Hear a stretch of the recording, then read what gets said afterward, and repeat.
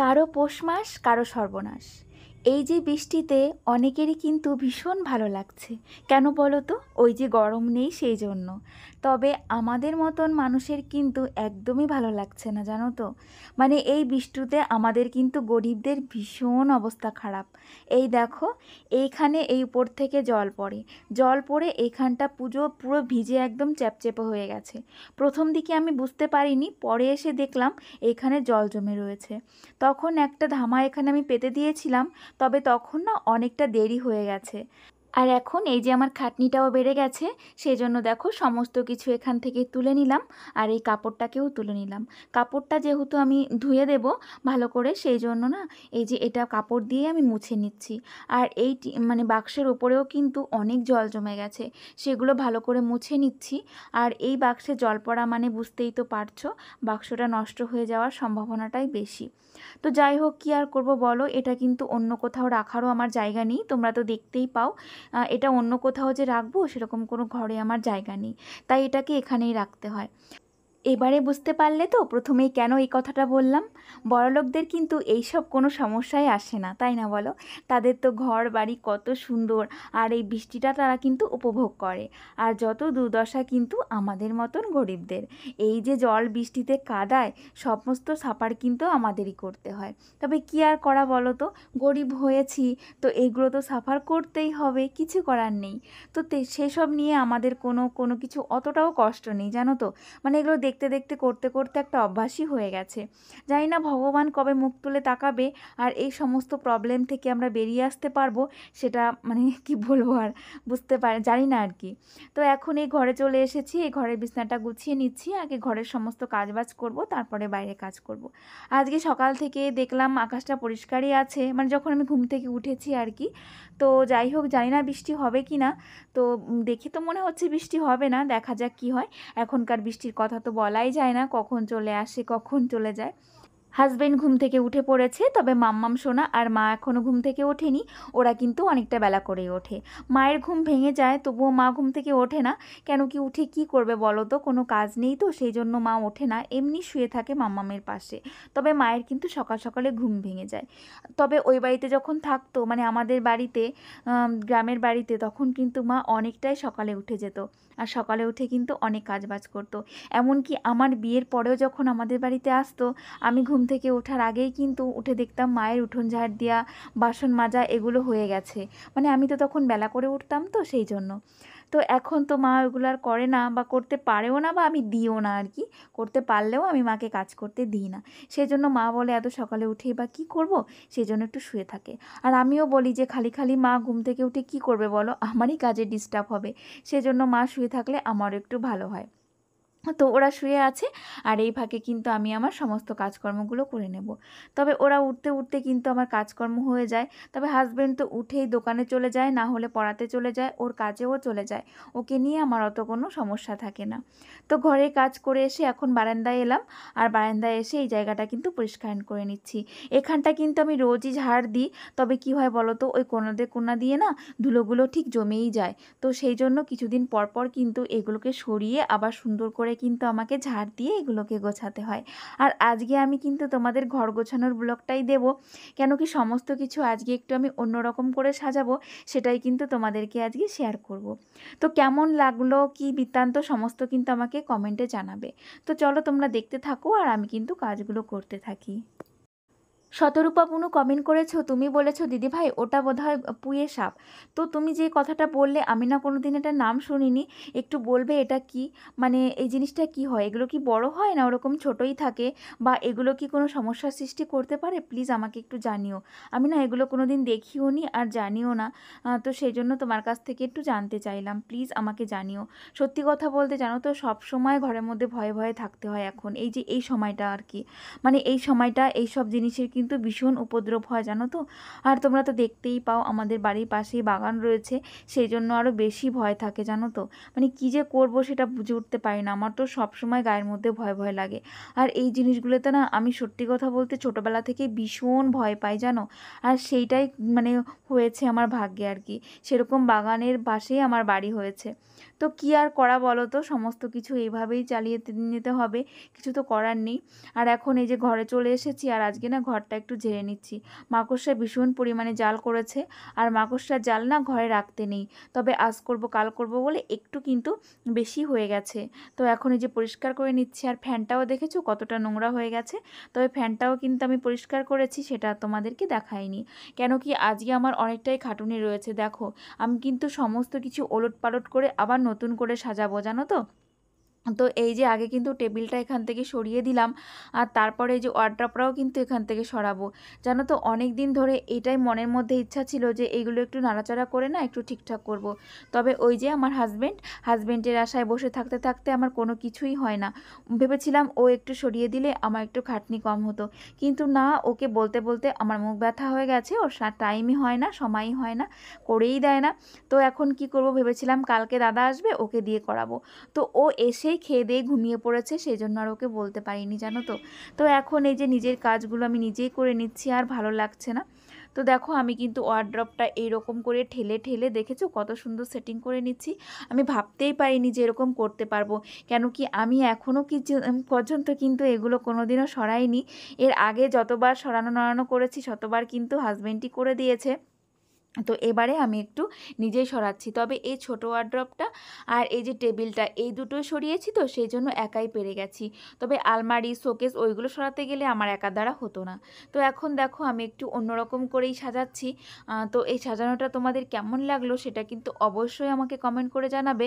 তো এখন তোমরা দেখতে থাকো আমি কেমন করে একটু নতুনত্ব করে আমার ঘরটাকে সাজিয়ে নিচ্ছি। রিনা দিভাই কমেন্ট করেছো, তুমি বলেছো উনু তুমি একাদশী পূর্ণিমা যদি পালন করতে না পারো তাহলে ওই দিনগুলোতে না নিরামিষ খাবে। কি বলো তো দিভাই, কোন দিন একাদশী কোন দিন পূর্ণিমা কোথা দিয়ে মাথার ওপর দিয়ে চলে যায় না আমি বুঝতেই পারি না। আমি জানিই না কোন দিন একাদশী কোন দিন পূর্ণিমা পড়ে। কি করে জানবো বলো তো, আমাদের বাড়িতে কোনো বয়স্ক কেউ নেই। এবার কি করে জানবো, এবার আমাকে ক্যালেন্ডার দেখতে হবে। তো সেটা আর মনে থাকে না দেখার কথা। আর কালকে তুমি বলেছো গুরু পূর্ণিমা ছিল, কালকে আমি মাংস খেয়েছিলাম, সেই জন্যই কথাটা বললে। আমি সত্যি কথা বলতে জানতামও না। তবে কালকে বৃহস্পতিবার ছিল, ওই দিন মাংস খাওয়াটা আমারও ভালো লাগেনি। তবে কি বলো তো, ওই যে দাদা এসেছিল তো সেই জন্যই খেয়েছি, না হলে খেতাম না, জানো তো দিভাই। তবে তুমি এই যে বড় দিদির মতন আমাকে কথাগুলো বললে না, আমার ভীষণ ভালো লেগেছে, জানো তো। সত্যি কথা বলতে এরকম কথা বলার মতন তো কেউ নেই, আমার নিজের কোনো দিদি নেই। সেই জন্য না খুব ভালো লাগলো দিভাই। আর এই দেখো আমি কিন্তু টিভিটা কিন্তু ওয়ার্ড্রপের উপরে রেখেছি। তোমরা কিন্তু সমস্তটা আমাকে বলবে যে কেমন হলো। এই টিভিটা কি টেবিলের উপরেই ভালো ছিল নাকি আমি ওয়ার্ড্রপের উপরে দিলাম সেটাই ভালো হলো। আর টিভিটা ওয়ার্ড্রপের উপরে দিয়ে আমি কিন্তু একটু ঝামেলায় পড়ে গেছিলাম, জানো তো। এই তারগুলো নিয়ে, মানে তারগুলো ঠিক মতন সেটিং হচ্ছিল না, মানে ওই কেবিলের তারটা কিন্তু মানে পাচ্ছিল না, মানে ছোট হয়ে যাচ্ছিল। তবুও টেনে টুনে যাই হোক কেমন করে যাই হোক খোয়ালাম। তো আরেকটু এদিকে হলে কিন্তু আর হতোই না। তো এভাবেই সাজিয়ে দিলাম, আর টেবিলের ওপরটা কিন্তু এই ফুলদানিগুলো দিয়ে সাজালাম। তোমরা কিন্তু বারবার বলছি অবশ্যই কমেন্টে জানাবে যে কেমন হলো আমার ঘর সাজানোটা। মাঝে মধ্যে একটুখানি উলটপালট করে দেখবে ঘরটা সাজিয়ে, একদমই অন্যরকম লাগবে, একদমই নতুন লাগবে। তো সেই জন্যই করলাম, তবে ওই যে সময় হয় না বলে করা হয়ে ওঠে না। আর এই যে কাজগুলো করতে তোমাদের তো একটুখানি দেখালাম, তবে আমার কিন্তু অনেকটা খাটনি হয়েছে, অনেকটা সময় লেগে গেছে। তো সেই কথা ভেবেই আমার না করা হয় না। তবে কি বলো তো, এই যে বাড়তি এই কাজগুলো করার সঙ্গে সঙ্গে আমার কিন্তু সংসারের কাজগুলো করতে হয়, সেই জন্যই আরও বেশি কষ্ট হয়ে যায়। দেখো আমি যদি এই কাজগুলো একা করতাম আর সংসারের কাজগুলো যদি অন্য কেউ করে দিত, তাহলে কিন্তু এতটা কষ্ট হতো না। এই গোছানো গাছানোর মাঝখানে কিন্তু আমাকে রান্না করতে হচ্ছে, তারপরে সমস্ত কিছু করতে হচ্ছে, মামামকে দেখাশোনা করাতে হচ্ছে, ওকে খাওয়াতে হচ্ছে। তো তার মধ্যে দিয়ে আবার এই ঘরটাকেও গোছানো হচ্ছে। তো হাজব্যান্ড তো একটু হেল্প করলো না, সেজন্য আজকে আমার বেশি কষ্ট হয়ে গেছে। আর আজকে কিন্তু আমি বেড কাভারটাও চেঞ্জ করে নেব। সাদা বেড কাভারটা এত নোংরা হয়েছিল তোমাদেরকে আর দেখাতে পারলাম না। তো সেটা তুলে নিলাম, সেটাকে কেচে রেখে দেব। এবার একটু দেরি হয়ে গেল আমার বেড কাভারটা তুলতে। সত্যি কথা বলতে ভালোই নোংরা হয়ে গেছিলো।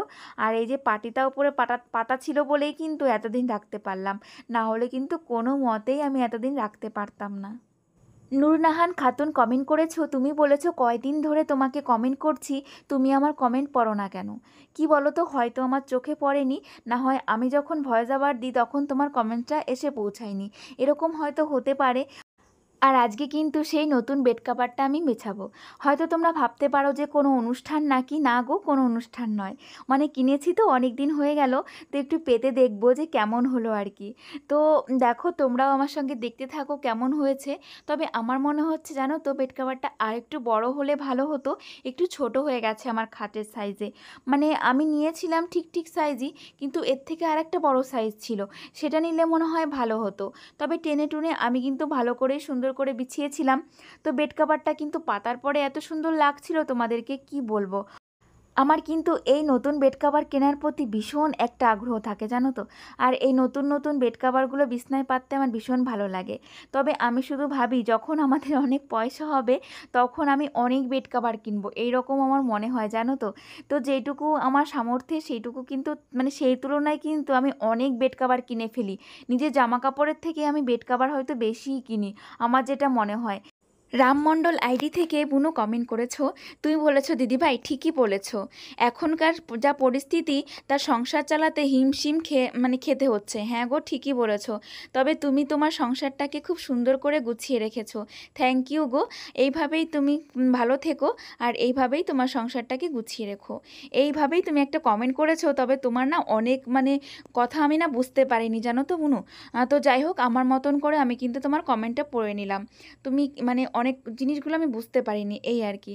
তো যাই হোক, এইভাবেই পাশে থেকো আর এইভাবেই কিন্তু আমাকে কমেন্ট করো, খুব ভালো লাগবে। বেড কাভার তো পাতা হয়ে গেছে, এখন আমি বালিশের কাভারগুলো লাগিয়ে নিচ্ছি। আর এই যে অনলাইন থেকে বেড কাভার কেনার একটাই কি বলবো খারাপ দিক, এটা হচ্ছে কোল বালিশের কাভার দেয় না। এটা ভীষণ খারাপ লাগে জানো তো। তো যাই হোক, এর সঙ্গে আবার সেট করে আমাকে একটা কোল বালিশের কাভার কিনতে হবে। তো দেখা যাক কিনতে পারি কি না পারি।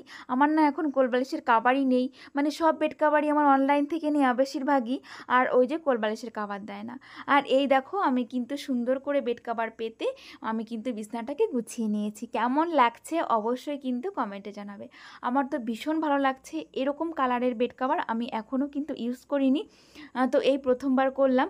তবে এটা পেতে কিন্তু আমার ঘরটা সত্যি কথা বলতে অন্যরকম লাগছিল। তবে ঘরটা যদি একটু আরও ভালো হতো না, তাহলে কি বলবো, তাহলে আরও সুন্দর লাগতো আমার এই ঘরে। তাই কত সুন্দর লাগছে তোমাদেরকে কি বলবো, তাহলে ভালো ঘরে কত সুন্দর না লাগতো, আমি সেটাই ভাবছিলাম। দেখো তোমরা একবার কত সুন্দর লাগছে। তো যাই হোক, এবার থেকে না এরকম টাইপের বেড কাভার কেনারই চেষ্টা করব। আর এখন কিন্তু বিকালবেলা, এই যে দেখো বিকালবেলায় চলে এসেছি আমি না। আজকে সারাদিন কি বলবো কাজ করতে করতে আমি না সত্যি কথা ক্লান্ত হয়ে পড়েছি।